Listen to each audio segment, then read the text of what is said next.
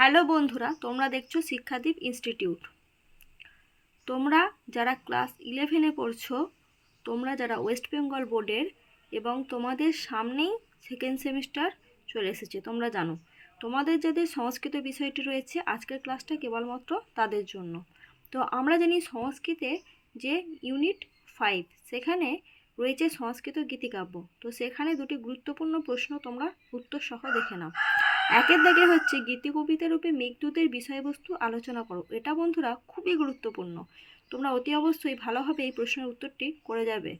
দুয়ের দাগে দেখো সংস্কৃত সাহিত্যে কবি জয়দেব রচিত একটি গীতিকাব্যের নাম ও তার সংক্ষিপ্ত পরিচয়।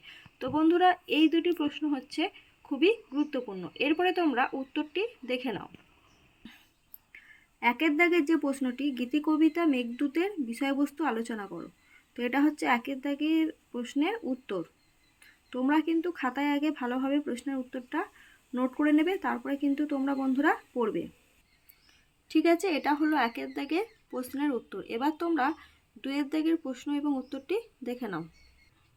দুয়ের প্রশ্নটি কি না, সংস্কৃত সাহিত্যে কবি জয়দেব রচিত একটি গীতিকাব্যের নাম ও তার সংক্ষিপ্ত পরিচয়। তো সংস্কৃত সাহিত্যে জয়দেব রচিত গীতিকাব্যের নাম কি? গীত গোবিন্দম। তো তোমরা এবার উত্তরটি দেখে নাও। এই হলো উত্তর। তোমরা আগে খাতায় নোট করে নিয়ে তারপরে পড়তে থাকো।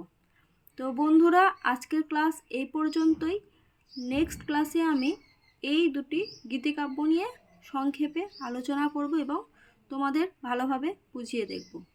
ঠিক আছে, টাটা।